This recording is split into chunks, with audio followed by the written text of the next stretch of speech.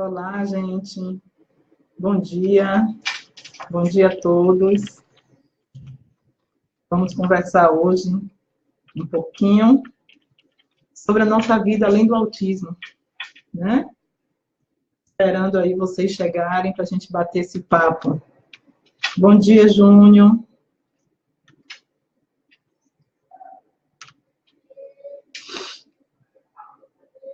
Oi, Rafa. Bom dia, Rafaela. Como vai? Tudo bem?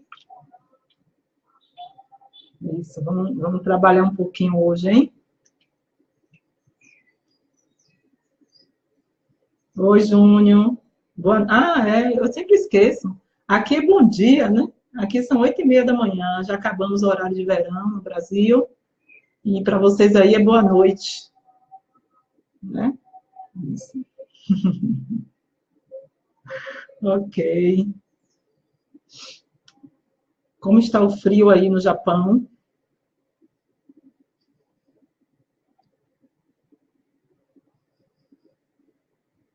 Beleza.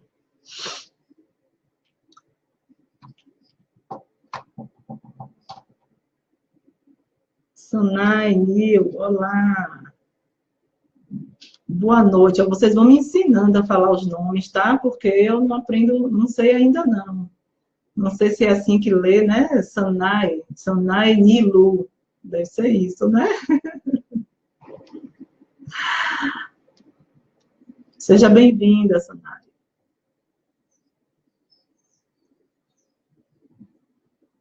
Rosilda, também aí, boa noite.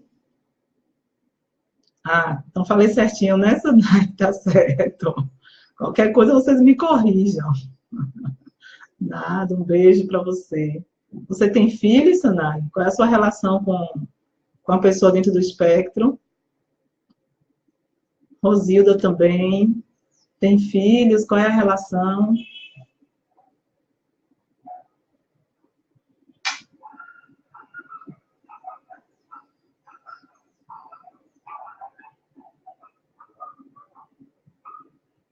Como faço para saber se o quê? Se a criança tem autismo? A Sanai tem um menino. Quantos anos, Sanai? Quantos anos seu filho tem?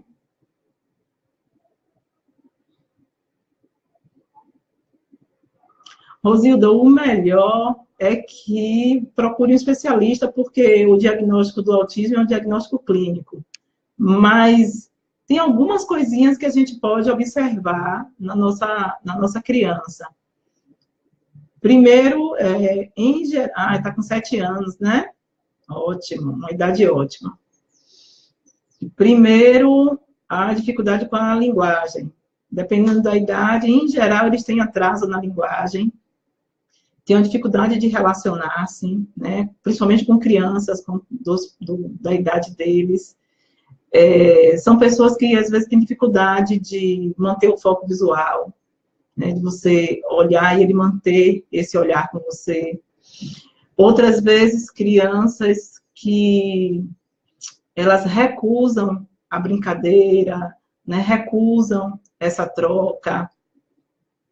São crianças que têm a sensação, às vezes, que a gente entende que eles não nos ouvem, porque você chama, e ele não responde também. Algumas falam, mas terminam repetindo sempre o que você acabou de falar, que é um movimento chamado ecolalia. Tem crianças que as coisas têm que acontecer exatamente do mesmo jeito sempre, né? Porque eles são presos à rotina, têm medo dessa mudança. Quando muito pequenininhos, eles choram muito, às vezes tem a dificuldade do sono, às vezes tem a restrição alimentar. Então, assim, é uma série de coisas que pode levar à suspeita do diagnóstico. O melhor a se fazer é buscar um especialista, né? Que é quem vai ter esse olhar para dar esse diagnóstico, certo? Mas, se a gente fosse colocar isso assim, teoricamente, eles têm a dificuldade na socialização, a dificuldade com a linguagem, seja verbal ou não verbal, e alguns comportamentos que a gente chama de comportamentos estereotipados. Alguns deles têm o movimento de flapping, que é o movimento de balançar as mãos, Alguns ficam, né, rotacionando em torno do próprio eixo. Alguns têm um movimento de balanço, né, para frente, para trás. Então, tem alguns que ficam dando pulinhos, até alguns gritos são considerados movimentos estereotipados. Então, essas são algumas das características. Não tem exame, Rosilda. Infelizmente, a gente ainda não tem nenhum exame que aponte que uma pessoa está ou não no espectro autista, né? Como eu falei, a avaliação é uma avaliação clínica, né? Quem vai fazer essa avaliação, como a Rafaela está dando a contribuição aí, é um neurologista, um neuropediatra ou um psiquiatra, né? Também são os especialistas que têm a competência para dar esse diagnóstico.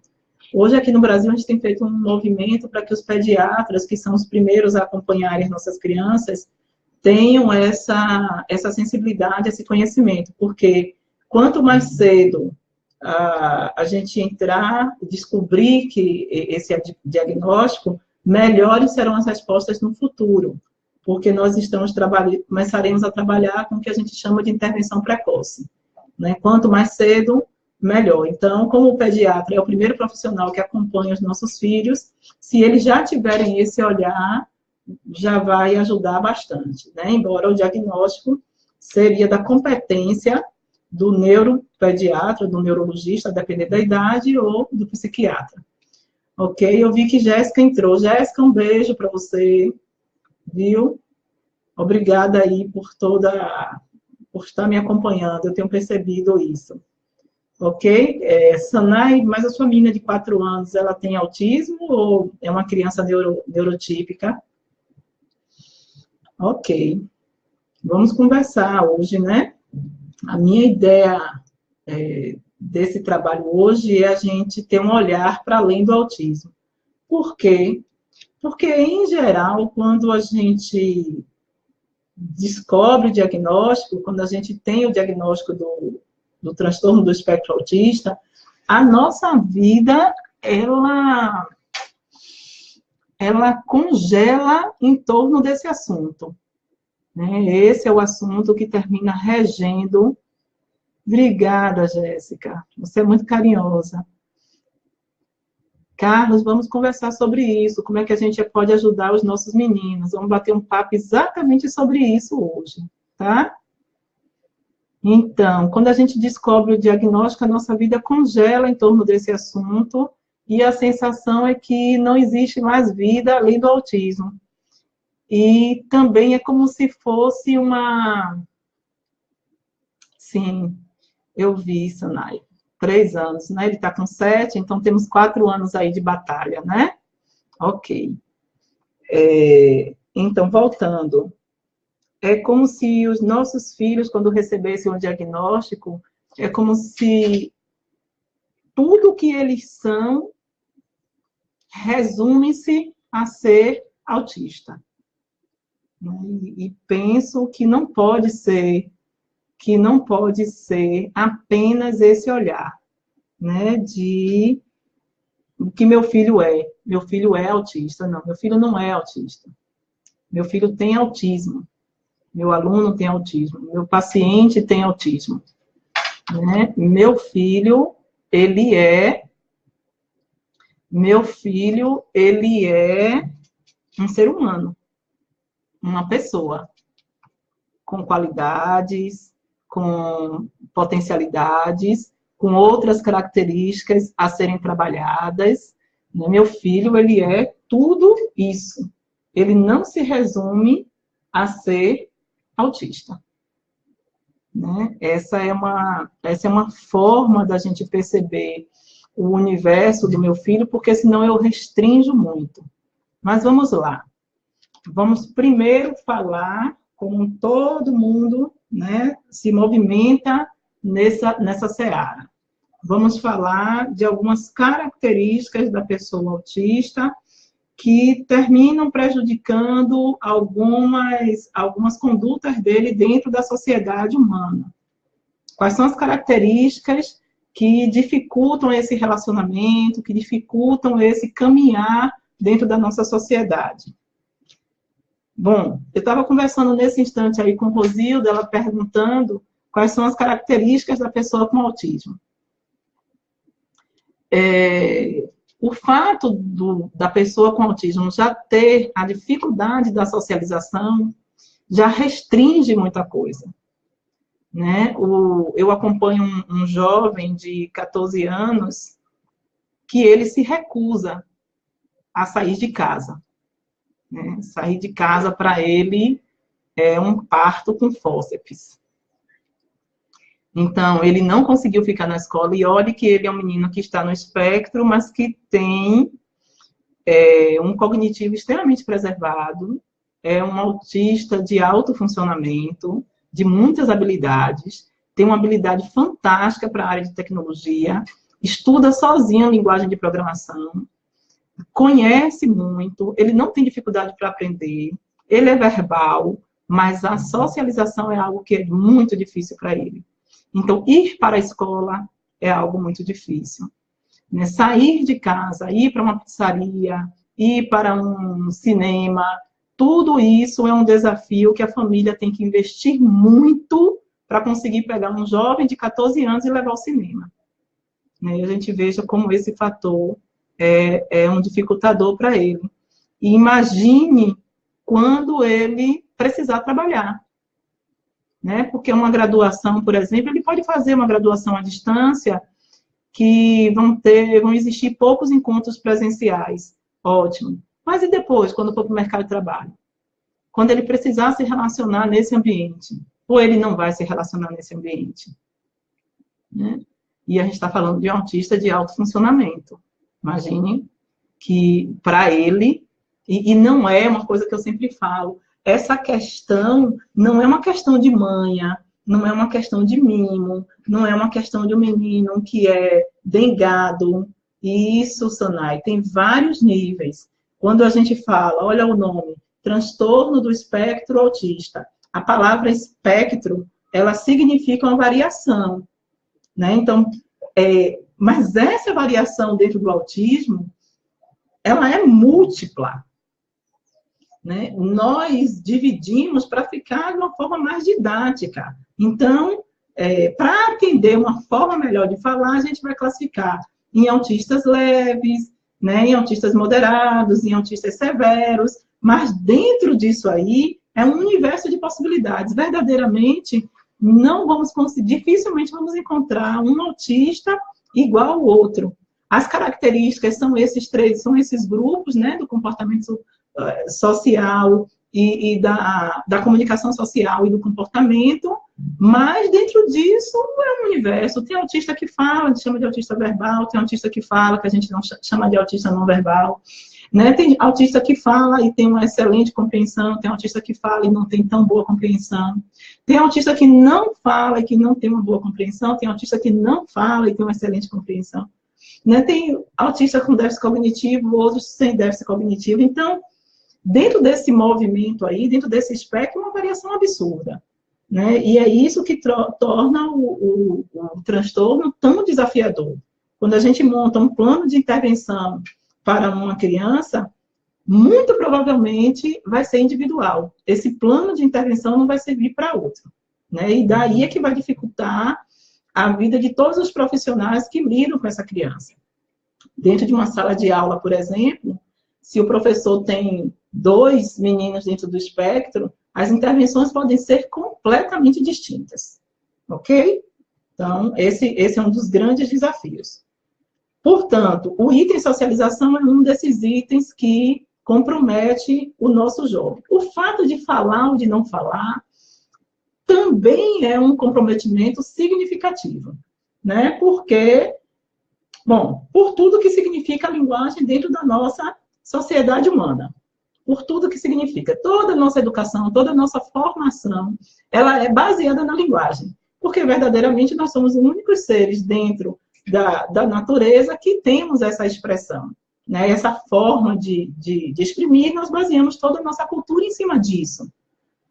De repente, quando a gente encontra pessoas que ou elas não falam porque elas têm uma dificuldade num aparelho fônico, né? Porque elas não falam,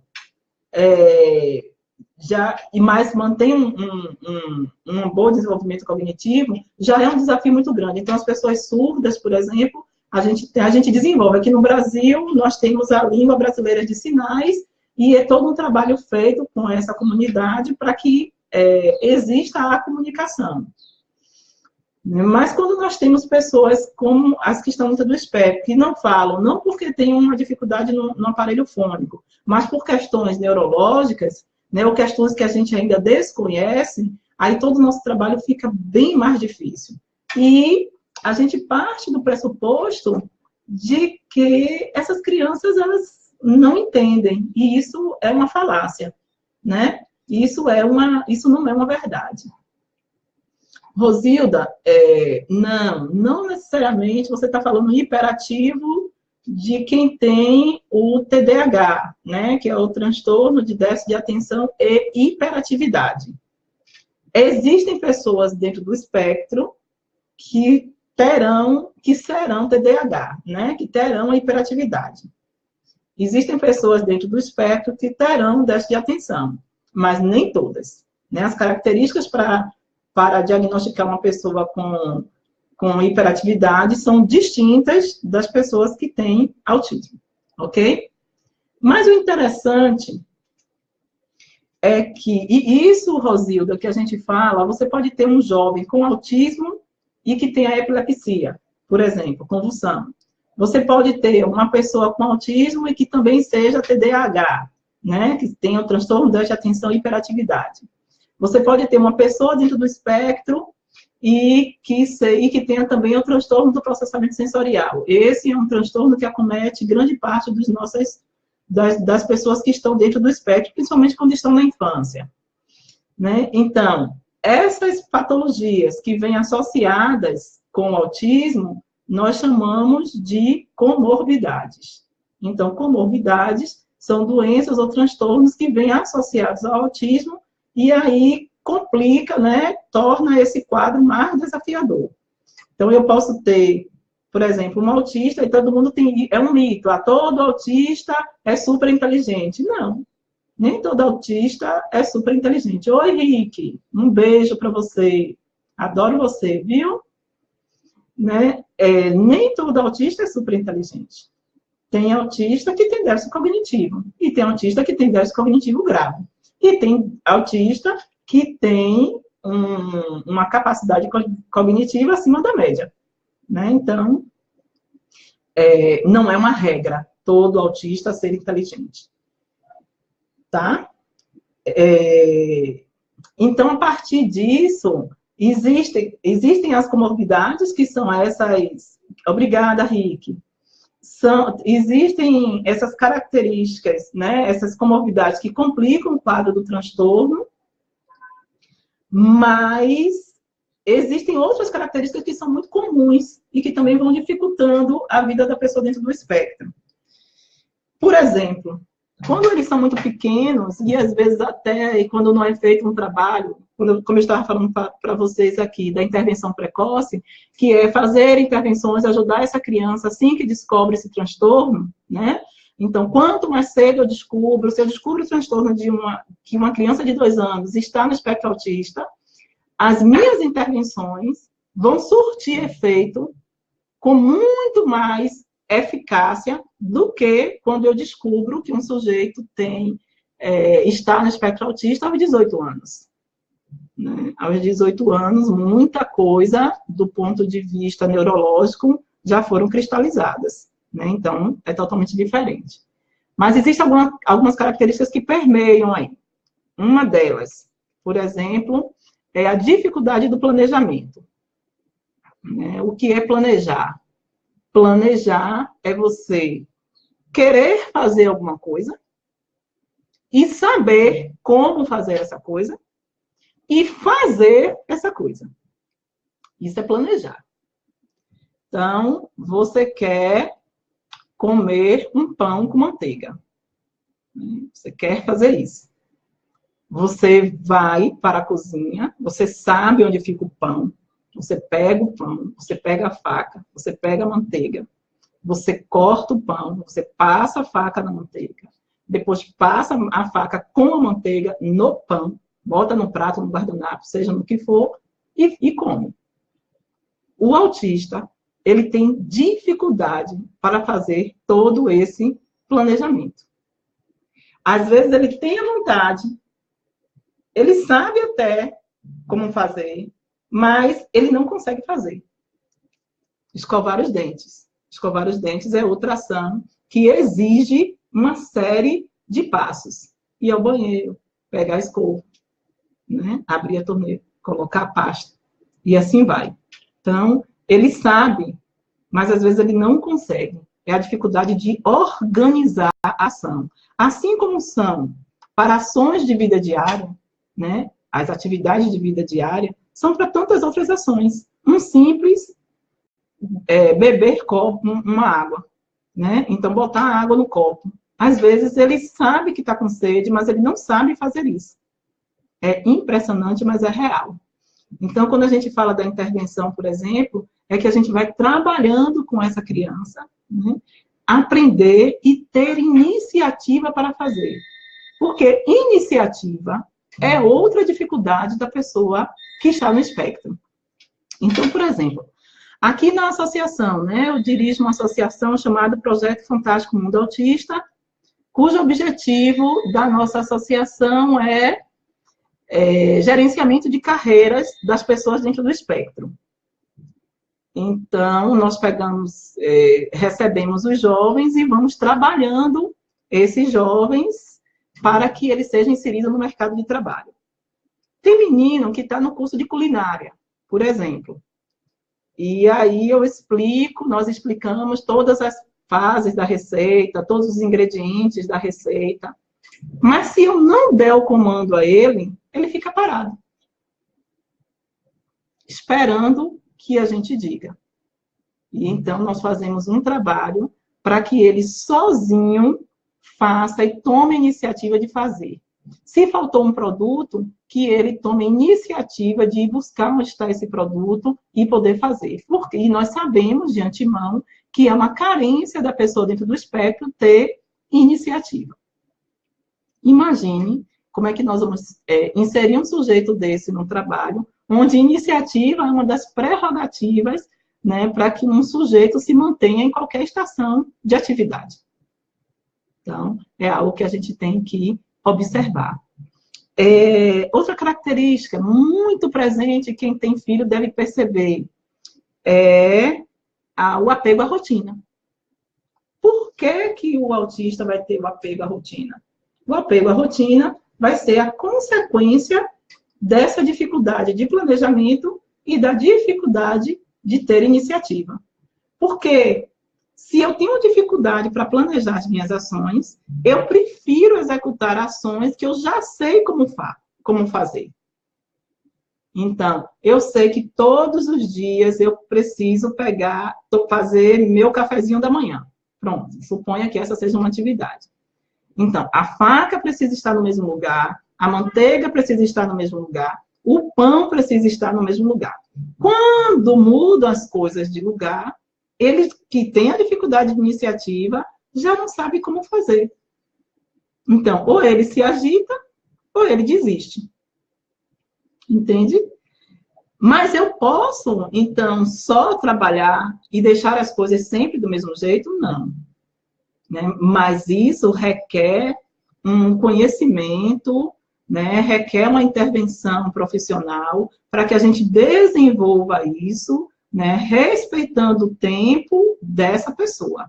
Né? Não de qualquer forma, em qualquer hora, de qualquer maneira que a gente vai conseguir desenvolver isso. Né? À medida que ele for desenvolvendo, que o profissional for orientando e orientando a família, a gente vai colocando os desafios para esse sujeito, para que ele desenvolva essas características, certo? Interesses restritos é outra demanda de trabalho da pessoa dentro do espectro. O que acontece? Normalmente, eles gostam de um assunto. Eles gostam de uma coisa. Grande parte deles gostam de tecnologia. né? Gostam de computador, gostam de jogos. E aí, se deixar, eles passam o dia inteiro naquela mesma atividade. A grande maioria gosta de celular. Se a gente for fazer vontade, eles ficam no celular o dia todo. E aí eles não fazem nenhuma outra atividade. Mas esse mesmo interesse restrito, que pode ser uma coisa negativa, pode ser também uma coisa positiva. E a gente tem que ficar atento. Às vezes, nós não identificamos quais são os interesses dessa pessoa, né? Principalmente quando criança. Mas, à medida que eles vão crescendo, eles vão demonstrando. Então, alguns gostam de música. E aí, tudo que diz respeito à música, eles estão ligados. Qualquer som, eles estão ali. Instrumentos, eles gostam, né? Então, ali é para a gente prestar atenção. Alguns gostam de culinária, né? De estar na cozinha, de fazer comida. Então, é para a gente prestar atenção. Alguns gostam de tecnologia, como eu falei. Por que eu estou dizendo isso? Por que prestar atenção? Prestar atenção porque, normalmente, ali vai estar a grande habilidade do sujeito. Que vai ser o viés para a gente investir e desenvolver essa pessoa. Alguns são excelentes nadadores. A maior parte deles gostam de piscina, né? Gostam de água como tudo. Mas alguns são exímios nadadores. E isso pode ser a pontinha de uma solução para desenvolver essa pessoa. Ok? Então, Carlos Larrain, quando você pergunta como pode ajudar os meninos autistas, além de todas as intervenções profissionais, né, que são necessárias para regular o que eles trazem como déficit, prestar atenção nos talentos deles é uma alternativa muito inteligente, porque não só eles, como qualquer um de nós, nos sustentamos e nos desenvolvemos na vida a partir dos nossos talentos, a partir daquilo que nós percebemos como nossas qualidades. Quando nós estamos terminando o nível médio e que pensamos em cursar, em fazer um curso superior, a gente escolhe esse curso pelas nossas habilidades e não pelos nossos déficits. Então, esse é um olhar que a gente tem que ter desde a infância, do que o sujeito está mostrando como interesse. Ok? Então, nós conversamos aqui sobre a dificuldade as comorbidades, que é um fator que pode complicar a vida dos nossos meninos, né? A iniciativa, o planejamento, né? A dificuldade de foco visual que eles têm, as atividades de vida diária, que precisamos fazer um investimento muito grande para que eles desenvolvam independência. Mas tem um outro item que é muito comum, principalmente nos que têm um autismo mais leve ou que são autistas verbais, que é algo chamado de teoria da mente. O que é teoria da mente? A teoria da mente é a nossa capacidade de nos colocarmos no lugar do outro.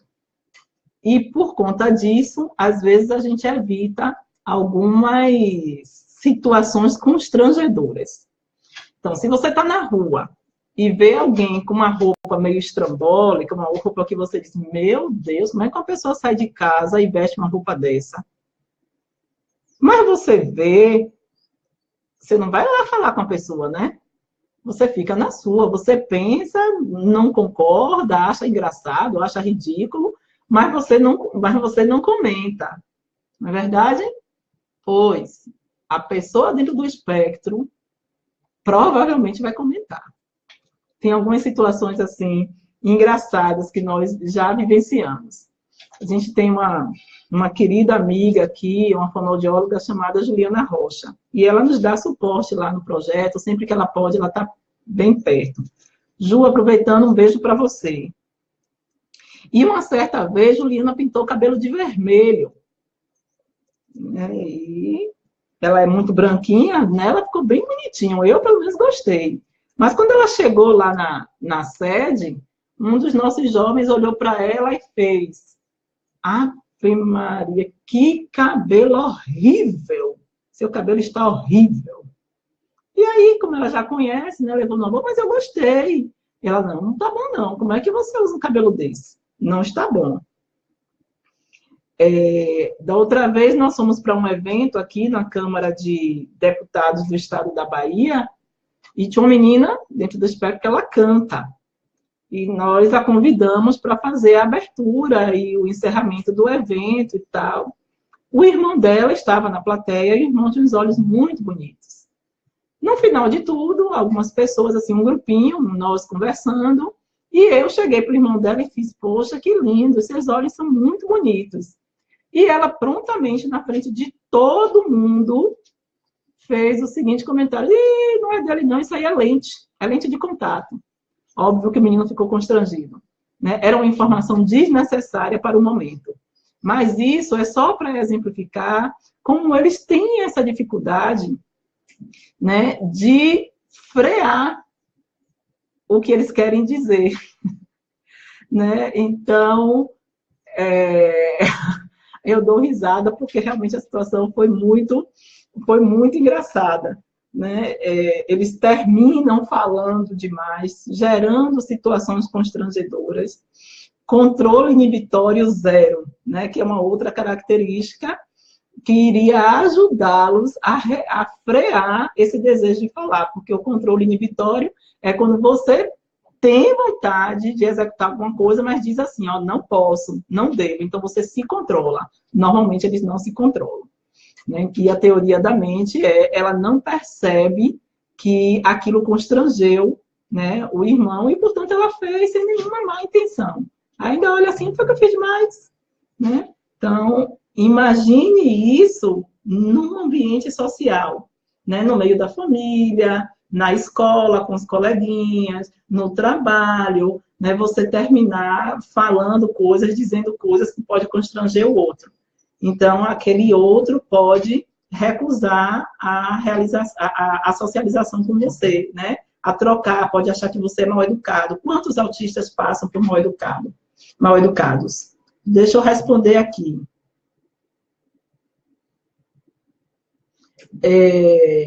Como fazer para que eles tomem iniciativa, né, Carlos? Você perguntou.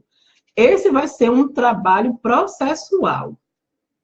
Vai ser, por exemplo, vocês sabem que eles, quando pequenos, por exemplo, eles fazem as pessoas de ferramenta. Como é fazer ferramenta? O biscoito está ali, pertinho dele, mas ao invés de ele ir lá pegar o biscoito, ele pega a sua mão para que você vá, pegue o biscoito. Nesse momento, você vai poder dizer, olha, você pode pegar o biscoito, pegue com a sua mão, vá, faça. Né? É você estimular para que ele tome a iniciativa de fazer, que ele não precisa usar você para atender um desejo dele.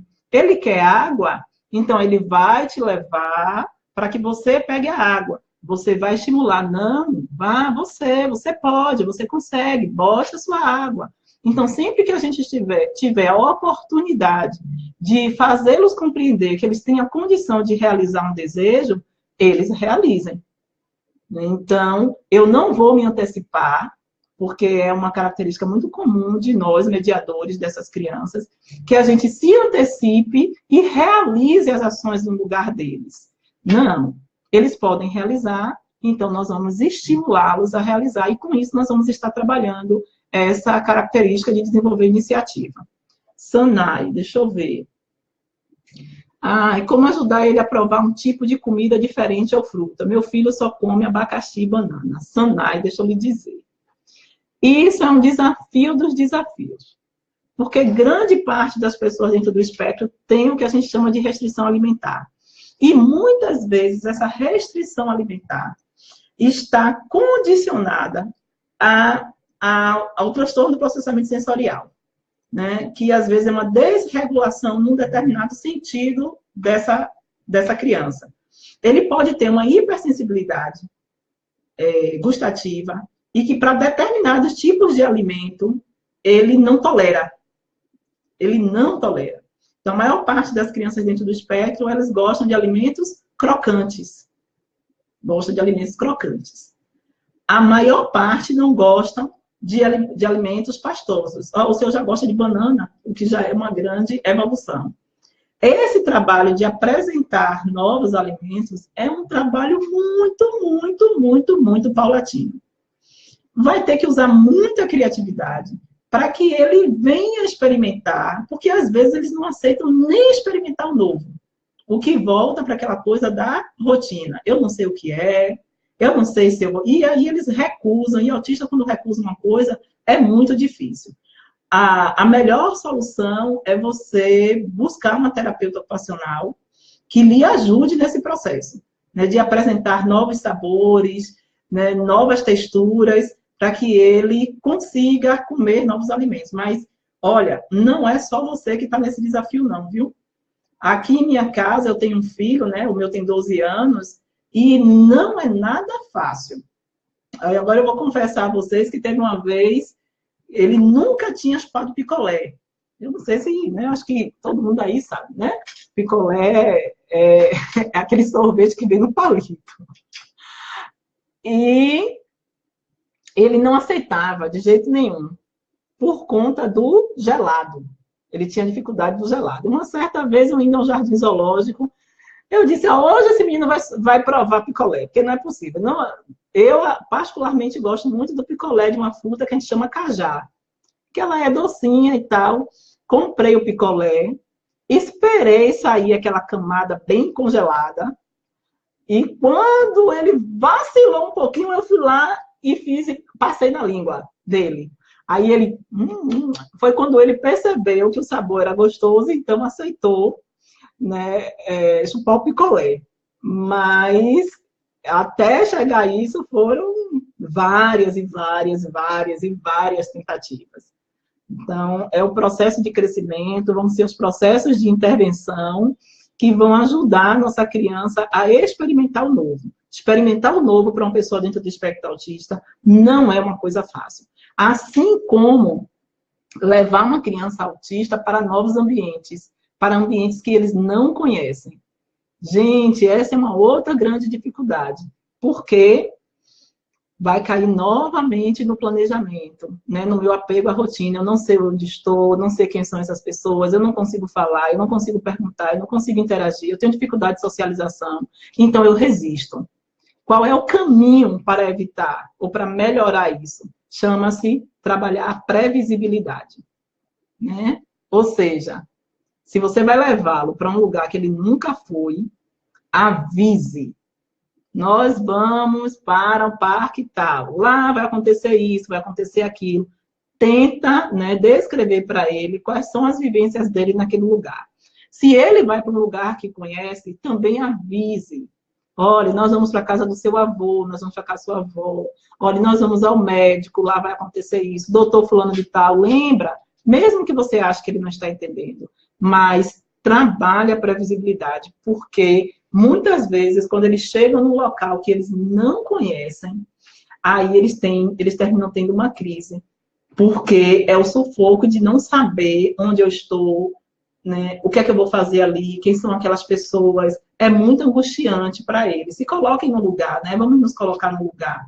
Se uma pessoa nos pega contra a nossa vontade, simplesmente nos conduz para um ambiente que nós não conhecemos, como é que nós vamos ficar nesse lugar? Como é que a gente vai? A gente vai de peito aberto? A gente vai despreocupado, mesmo que a pessoa que esteja lhe conduzindo seja alguém de confiança? Não. Quando você entra num carro, mesmo sendo um seu companheiro, sua companheira, uma pessoa de sua confiança que esteja dirigindo, mas que quando muda o caminho, você já fica ali, poxa, onde é que eu estou? Que lugar é esse? Né? Dá aquela certa aflição. Imagine para eles. Né? Então, assim, trabalhar a previsibilidade é uma possibilidade de evitar, com certeza vai evitar desgastes futuros. Ok? Bom, a linguagem é outro dificultador da nossa pessoa dentro do espectro. Não só os que falam, né? Porque falar não significa estabelecer comunicação. Né? Às vezes você fala e não estabelece comunicação. Às vezes você só repete o que o outro fala. Às vezes você está falando alguma coisa que está totalmente fora do contexto. Você pergunta, porque esse movimento de ecolalia que é a repetição de uma situação, de uma vivência, de uma palavra, existe o que a gente chama de ecolalia tardia. Você fez uma pergunta a uma criança dentro do espectro há 2 dias atrás, e ele vem lhe responder hoje. Aí você fica olhando para a pessoa sem entender o que, é que ele está respondendo, mas é porque ele levou esse tempo processando para lhe responder. E isso é muito comum, e você fica sem saber o que está acontecendo. É uma dificuldade dentro da linguagem dos verbais. E tem os não verbais, né? Aqueles que não falam e que a gente, né, precisa investir na comunicação aumentativa, na comunicação alternativa, para poder possibilitar a comunicação. E que ótimo, psicóloga Juliana Nakazaki, muito obrigada. Vou chamar de doutora mesmo, viu? Muito obrigada. Bom, mas, mesmo com todas esses déficits, com todas essas características que precisam ser trabalhadas, né, para potencializar, se eu quero ampliar a possibilidade de ação do meu filho, do meu aluno, do meu paciente, eu não posso investir apenas naquilo que é déficit. Ninguém, nem eles, nem nenhuma outra pessoa se sustenta assim. Ninguém. Todo mundo se sustenta na vida pelas potencialidades. Então, nós precisamos parar de só enxergar as falhas, né, de só enxergar o que precisa ser corrigido, do que precisa ser mediado, mas pensar prioritariamente nas potencialidades. Esse é o fundamento, por exemplo, do nosso projeto aqui em Salvador, Bahia, Brasil. Né? No projeto FAMA, o primeiro, a gente faz a análise, a avaliação, percebe o que tem, né, de carência, mas o nosso olhar é, sim, do que ele gosta, o que ele faz bem, onde ele se sente à vontade, porque vai ser a partir dessa realidade dele é que nós vamos construir um plano de ação que realmente vai ter uma resposta positiva. Se ele gosta de música, o lugar onde eu vou colocá-lo é na música. E dentro da música, que é o ambiente onde ele se sente à vontade, eu vou trabalhar as outras características que precisam ser melhoradas. Se ele gosta de natação, vai ser nesse espaço que eu vou potencializar o que ele tem de bom, né? E vou melhorar o que precisa ser trabalhado. Só uma pausa. Carlos, você perguntando se tem alguma medicação. Isso é da competência da psiquiatria ou da neurologia. Depende da situação de cada criança, de cada sujeito. Tem pessoas dentro do espectro que não precisam de medicação. Tem outros que precisam. E em relação à medicação, nós precisamos, inclusive, desmistificar. Porque quando nós falamos de medicações, né, psiquiátricas, neurológicas, existe um enorme preconceito em torno disso. Eu sempre falo, se um filho nosso tiver uma infecção intestinal, nós vamos administrar a medicação para que a infecção intestinal seja rebelada. Né? Nós vamos fazer isso. Mas, se a criança tem uma necessidade de tomar uma medicação, né, por conta de questões neurológicas, nós temos uma enorme resistência. Existe uma cultura negativa em torno disso, de que e pejorativas, inclusive, né, de quem toma medicação psiquiátrica é louco, né, é uma pessoa que tem problemas, que tem isso. É uma herança cultural muito forte que nós precisamos vencer.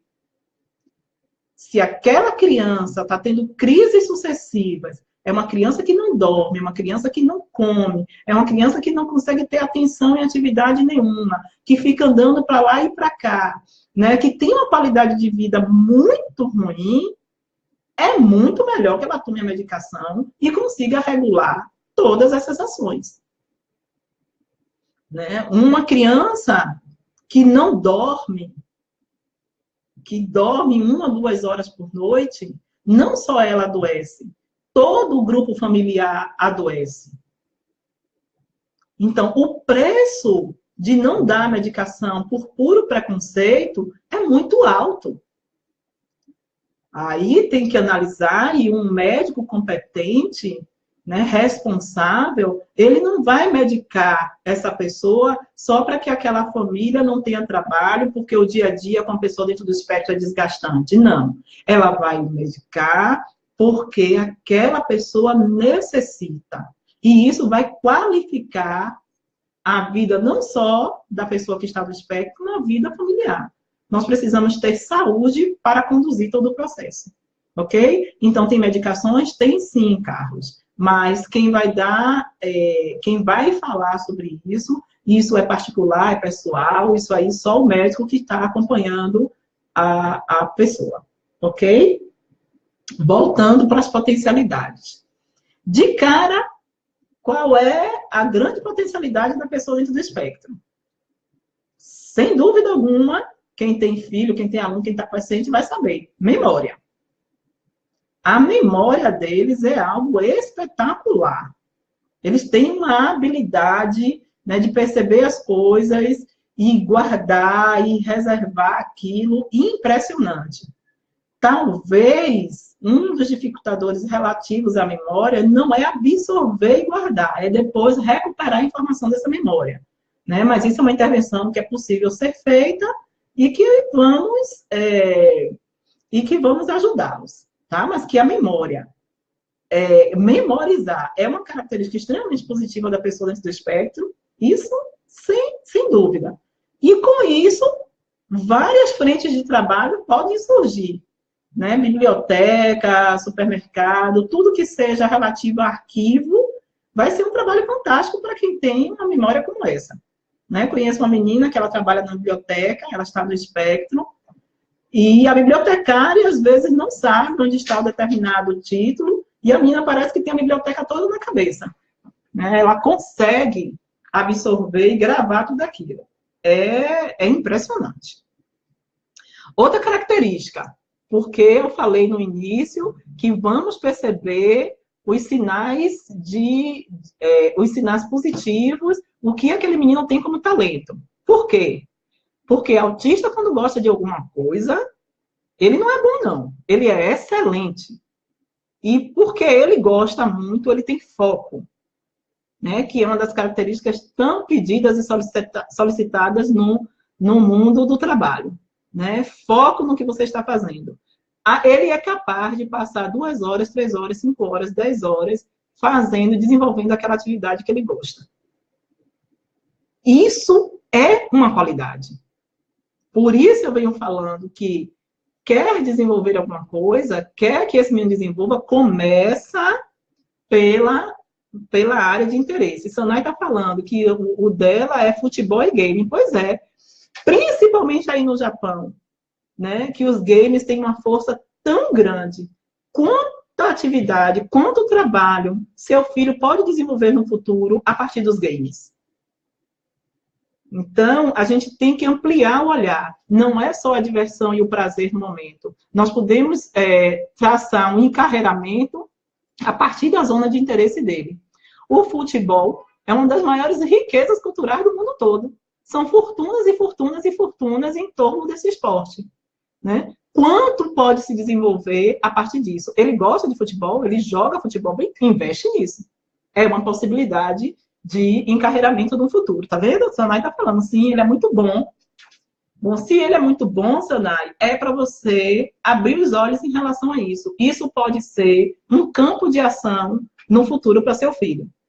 Vamos lembrar que nem todas as pessoas, para ter determinado sucesso nas suas áreas profissionais, fizeram toda a educação formal. A educação infantil, fundamental 1, fundamental 2, ensino médio, foram fazer cursos superiores, né, graduações, pós-graduações. Não.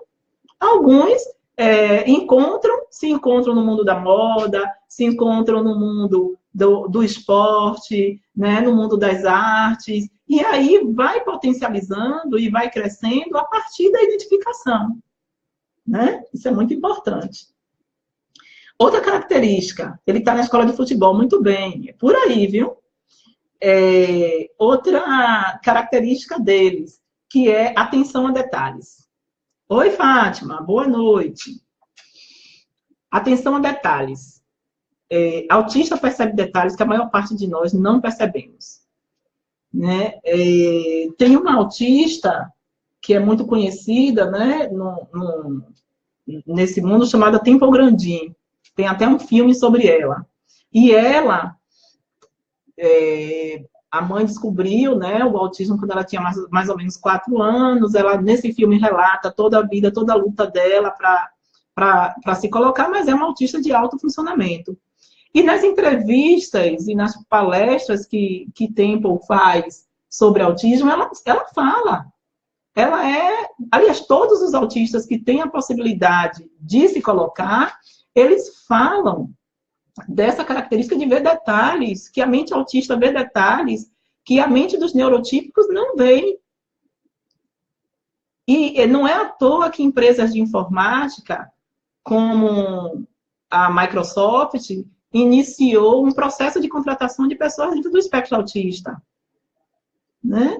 Por que eles começaram? Porque eles começaram a perceber que as pessoas dentro do espectro, elas têm uma habilidade para fazer a leitura e correção dos códigos, né, dos seus programas com muito mais velocidade e com eficácia de resultado muito maior do que as outras pessoas. Então, quem está no mundo da tecnologia sabe que hoje um dos melhores profissionais para se trabalhar, né, no desenvolvimento de sistemas é a pessoa dentro do espectro autista. Por quê? Porque a atenção deles a detalhes é diferenciada. Eles percebem detalhes que nós não percebemos. Paralelo a isso, é investir na autonomia, que é a capacidade de entender as regras sociais. Isso precisa investir. E investir na independência, que é esse sujeito ser capaz, né, não só do autocuidado, mas de cuidar de outras ações em relação às suas próprias vidas. E isso é um trabalho que nós precisamos desenvolver. Por que eu estou falando tudo isso? Porque quando eu digo, né, a vida além do autismo, um olhar além do autismo, é porque essas potencialidades dessas pessoas, elas vão nos permitir criar possibilidades de inserção real na sociedade, a despeito das dificuldades que eles venham apresentar. Né? Colocar uma pessoa dentro de uma empresa para trabalhar, que ainda precisando da mediação de uma psicóloga, de um assistente social, mas que eles têm a condição de estar ali, poxa, receber o próprio salário, ter um lugar para ir todos os dias, executar uma atividade, contribuir para o desenvolvimento de um determinado produto, de uma determinada atividade social, isso nos potencializa enquanto cidadãos, enquanto sujeitos. Isso é importante que aconteça. E nós precisamos ter esse olhar para essas pessoas. Isso do ponto de vista da pessoa dentro do espectro. Mas do ponto de vista da família, né, nós, enquanto mães, enquanto pais, do ponto de vista dos terapeutas, poxa, eu saber que, enfim, meu filho vai ter também suas atividades na vida, que ele não vai ser um peso após, por exemplo, a minha morte, isso me dá um descanso e uma determinada serenidade. Então, enquanto construtora do caminho desse filho, construtora do caminho desse aluno, né, enquanto alguém que está mediando essa construção, isso, inclusive, trabalha a minha própria autoestima. Poxa, eu fui capaz de fazer com que meu filho chegasse lá. Eu fui capaz de ajudar esse jovem, essa criança, a ter uma vida comum. Porque, verdadeiramente, déficits e deficiências todos nós temos, em uma área ou outra. Mas nem por isso nós deixamos de executar as nossas ações. Então, o meu apelo hoje, a minha mensagem hoje, não foca apenas no que falta. foca essencialmente nas fortalezas, nas potencialidades, no que esse filho, no que esse aluno, no que esse paciente tem de bom. Amplia esse olhar. Né? Não é só trabalhar todas as características que eu mencionei. É trabalhar principalmente o que ele tem de característica que vai ajudá-lo amanhã ou depois a se expressar socialmente. Isso é que vai ser o bacana da história. É eu ter o trabalho de regular o que precisa ser regulado, mas eu ter o trabalho também de potencializar aquilo que é bom. Aí eu trouxe 3 exemplos, né, para a gente finalizar o nosso bate-papo. Temple Grandin. Temple Grandin é uma americana autista de alto funcionamento, com dificuldades sérias na socialização, estimulada pela mãe, ela cursou toda a educação básica, depois fez graduação, fez pós-graduações, fez mestrado, fez doutorado na área do manejo de gado, né, que foi a especialidade, ela trabalha na área de zootecnia, e hoje é uma referência. Ela viaja mundo afora, já é uma sexagenária, né? Ela viaja mundo afora, não dando apenas palestras sobre autismo, porque ela é, na verdade, uma van premier, ela é que abre as portas sobre esse assunto, né? Nós temos muito a agradecer a Temple Grandin por ter dividido a história com todos nós, né? O cinema fez esse favor, mas ela também dá palestras sobre a área de formação dela. Olha que legal.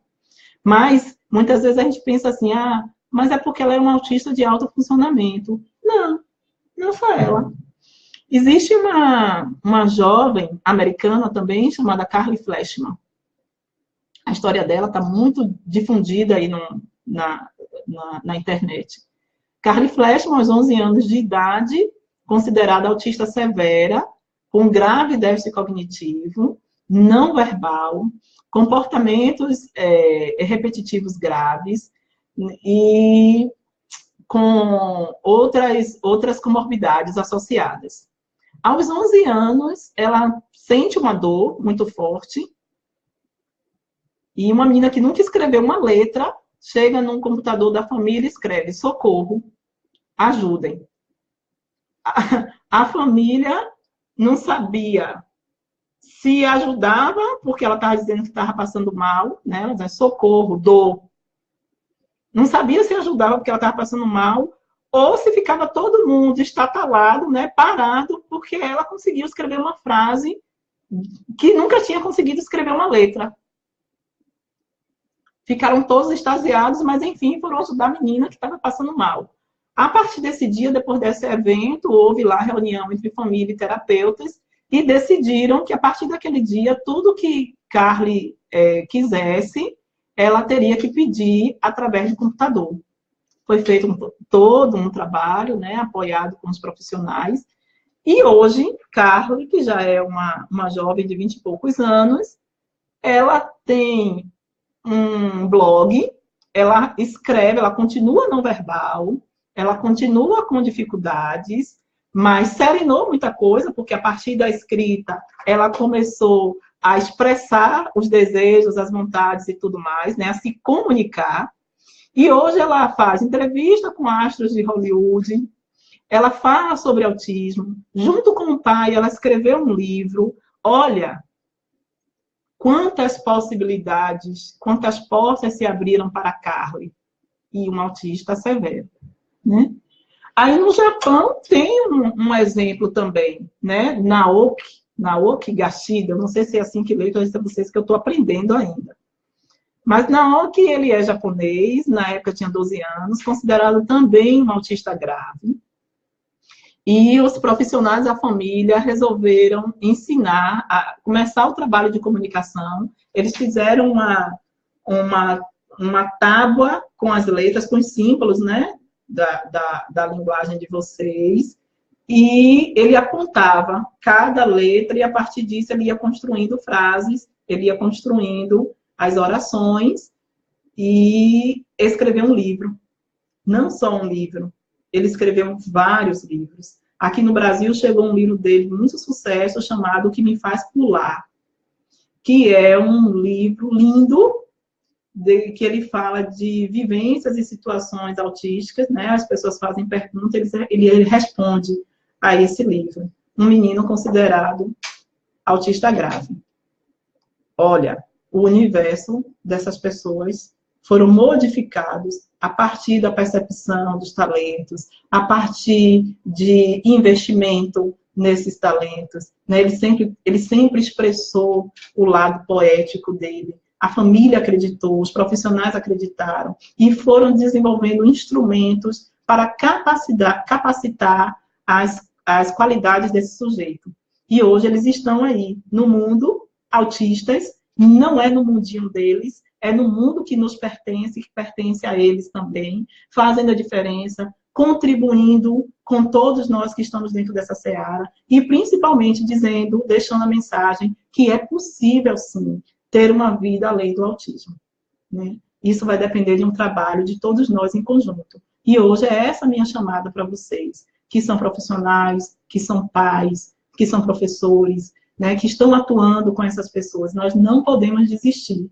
Nós não podemos achar que porque eles têm dificuldades, porque eles têm deficiências, eles não vão ter qualidades que os permitam ser um cidadão, um sujeito atuante como toda e outra, qualquer pessoa. Ok? Um beijo para todos. Estou me programando para ir aí para o Japão em maio, para a gente ter essa conversa, né, olho no olho, esse bate-papo, né, mais de pertinho, levando as minhas experiências. Muito obrigada, Sanai, muito obrigada, né, para a gente ter essa troca. Estou buscando, né, o apoio de todo mundo aí que trabalha com autismo. Nós precisamos socializar, fazer essa troca de saberes. Tem muita gente ainda sofrendo com isso, e eu estou me disponibilizando aí para ir falar também do nosso trabalho aqui, do Projeto Fama, né, como é que a gente está conseguindo trabalhar com jovens e adultos dentro do espectro. E eu acho que vai ser um encontro emocionante, né, entre eu e vocês aí da comunidade. Agradeço sempre a Júnior, do Portal Mia, que dá essa oportunidade, a Rafaela, que é a mediadora de tudo isso, a Ricardo, que é o meu grande parceiro nesse trabalho, né? Nós temos muito que melhorar dentro desse movimento, ok? Curtam também a minha página no Facebook, Patrícia Teodolina, o meu canal YouTube, que tem vários vídeos legais lá também, sobre diversos assuntos. Tá? E eu estou à disposição. Quando vocês quiserem, pode mandar informação para mim a partir dessas ferramentas do mundo virtual, através do meu e-mail, Patrícia Teodolina. E um grande beijo. Tenha um dia maravilhoso, uma noite, né, no caso, maravilhosa. E a minha gratidão, o meu respeito a todos vocês que estão nessa luta. Tá? Um cheiro. Até a próxima.